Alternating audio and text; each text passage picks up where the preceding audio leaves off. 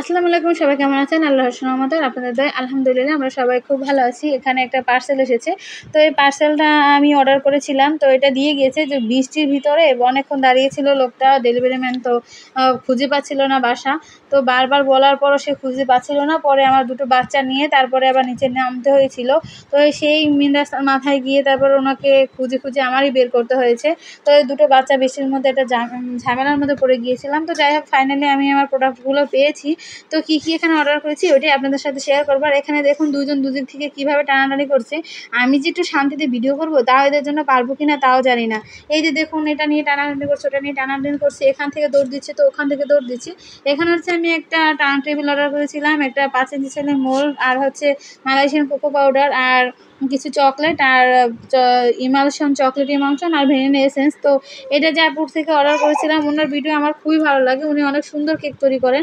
তো আমার পক্ষে, তো আমাদের মতো সাধারণ মানুষের পক্ষে রোজ রোজ কেক অর্ডার করে তো খাওয়া সম্ভব না, তাই ভাবলাম যে বাসায় তৈরি করব। আর বাসায় নিজেই চেষ্টা করব অনলাইনে ভিডিও দেখে যে কিভাবে কেক তৈরি করতে হয়।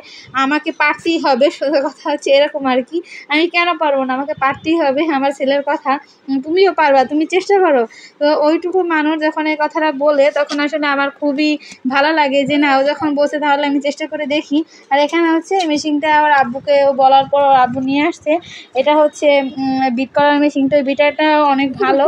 এটার প্রাইসটা কেমন হতে পারে আপনারা অবশ্যই বলবেন। আর চলুন তাহলে আমরা আজকে প্রথমবার কেক বানাই। তো কেক বানাতে এসে আমি নর্মাল যেভাবে কেক বানাই সেভাবে বানাবো। তো দেখা গেছে যে প্রথমবার বিটারে বিট করছি, তো এই জন্য ওই কীভাবে কী করতে হয় ওইটা একটু ওলটপালট হয়ে গিয়েছে, যে কারণে আমার কেকটা আসলে ওরকমভাবে স্পঞ্জ কেক হয়নি আর কি। আমি নর্মাল যেভাবে কেক বানাই ওরকমই হয়েছে। তো যদি একটু ঠিকঠাক মতো বিট করতে পারতাম বা ঠিকঠাক মতো সবগুলো উপকরণ মিশাতে পারতাম তাহলে একদম স্পঞ্জ কেকই হতো। এই যে এখানে বাবলস ক্রিয়েট করা যাবে না, কিন্তু আমি এখানে ওই বারবার ওঠানামা করার কারণে এখানে বাবলস হয়ে গিয়েছিল, যে কারণে কেকটা ভালো করে ফুলেনি, ডেবে গিয়েছিল। আর একদম যে বেশি ডেবে রয়েছে তেমনটা না, তবে আর একটু স্পঞ্জ হলে আর কি অনেক ভালো হতো। এখানে আমি সবগুলো দিয়ে দিয়েছি, সবগুলো উপকরণ। চকলেট ইমালশনটা দেওয়ার কারণে দেখুন কি সুন্দর একটা কালার এসেছে, আবার কোকো পাউডারটা দেওয়ার কারণে আরও বেশি ডার্ক একটা কালার আসবে। তো এখানে পরিমাণটা আরও একটু কম নিলে আমার কাছে মনে হয় যে ভালো হতো। তো ভিডিওতে যখন দেখলাম তখন মনে হলো যে না, এরকম করলেই হবে, কিন্তু পরে যখন কেকটা হয়েছে একদম অতিরিক্ত কালো হয়েছিল।